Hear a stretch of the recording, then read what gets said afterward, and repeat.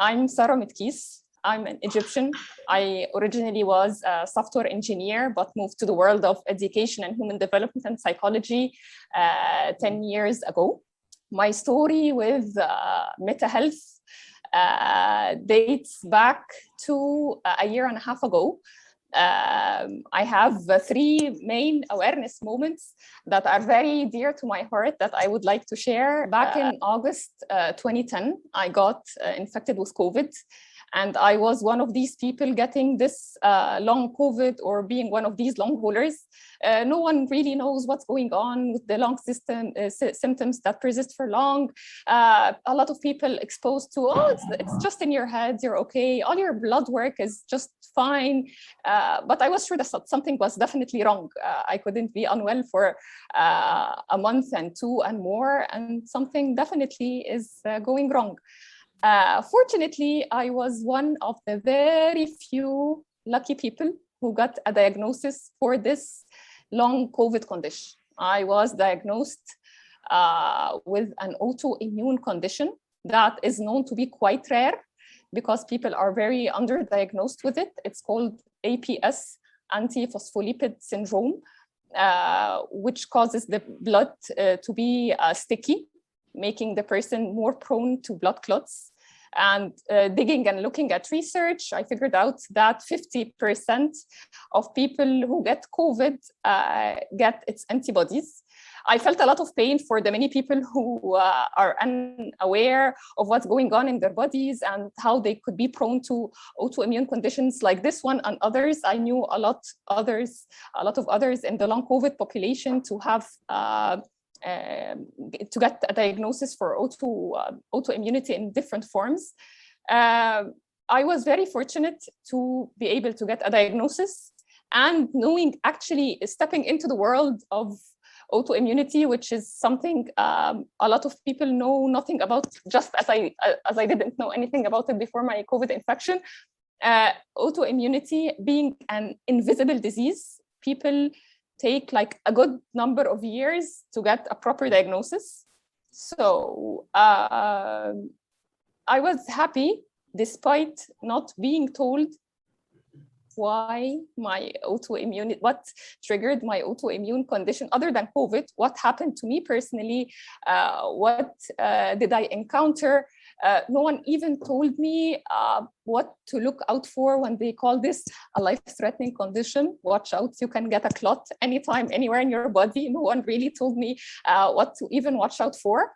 But at the time, with my perspective and my lens that I had, I was like very happy I'm at this state.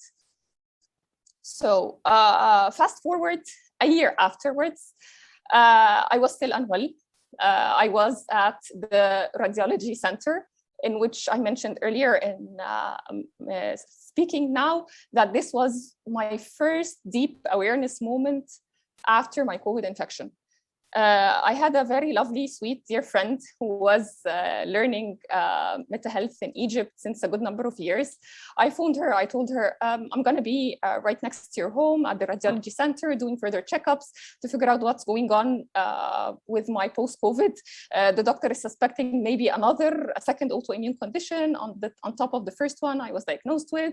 I'm doing like frequent MRIs, getting in the tube, out of the tube. So she was very sweet to come spare with me these 2 hours till my turn came.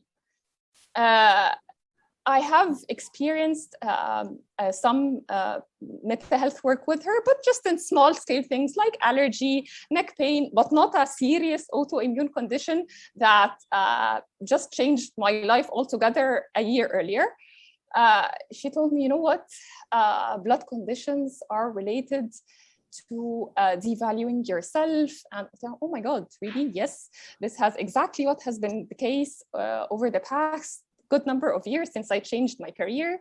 I'm a recovering perfectionist. It took me ages and ages to step into my new career of education and psychology and coaching, despite having all the preparation and necessary studies I needed in advance. She told me, yes, okay. I was stunned at the moment.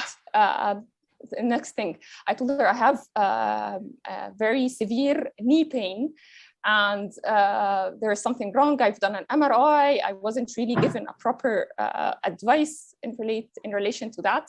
She told me, you know what, are you left-handed or right-handed? Okay, I questioned the question. So I told her I'm right-handed. Okay, so this means that you are having some challenges in a relationship to someone who is on a peer level. I'm like, oh my God, yes, this is absolutely very true. I'm having a deep conflict since a good number of months now with someone very dear to me. That was right. I told her, what about my severe back pain? Like the longest I could stand at the time was like 10 minutes. And I lose my energy in the day, like maybe at noonish, after like doing a great effort of preparing breakfast. Thank God that life has shifted online. Otherwise, I wouldn't have had a life at all. So she told me, perhaps you're carrying a responsibility that is too heavy for you. Oh my God. This is absolutely true. I'm caring for someone who a sick family member, and I feel I'm on my own in this, and it's very challenging.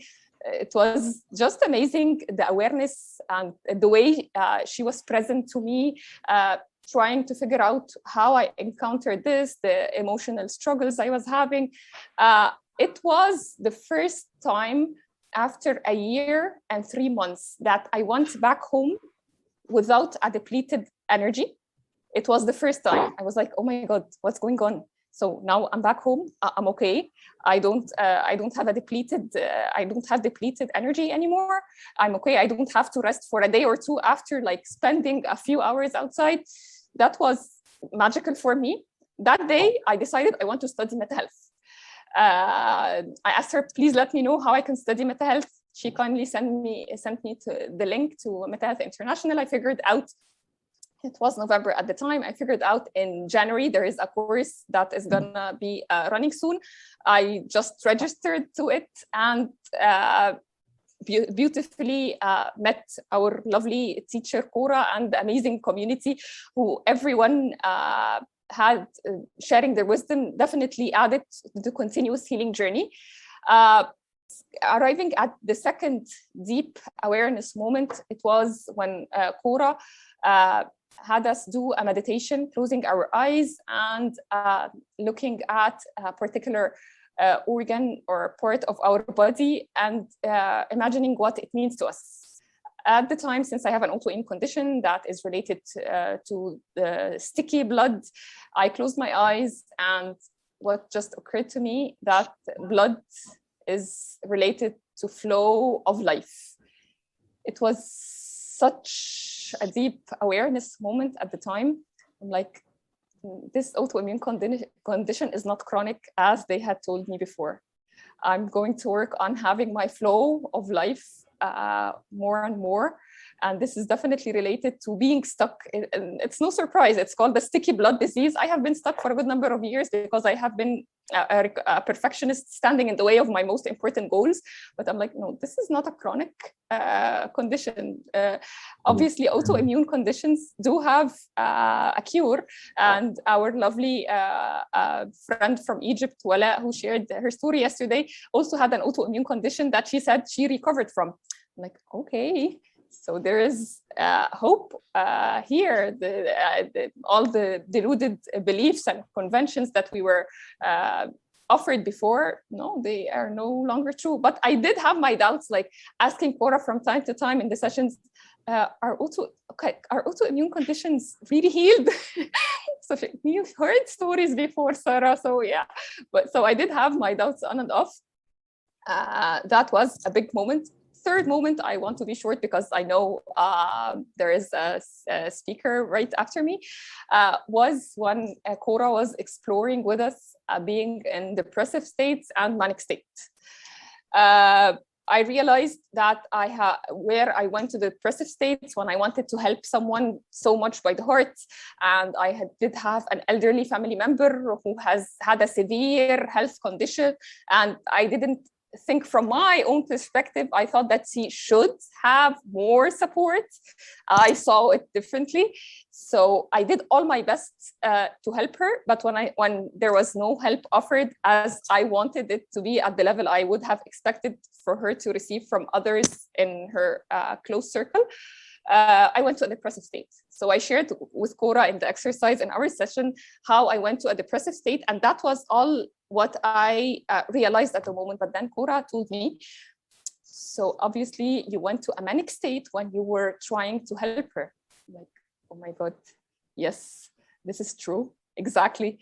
And I recall the conversation with a dear friend also with us in Meta Health, but she's not with us here today. She once told me, so you want to help her and you're very sad about her condition. You're not God, Sarah.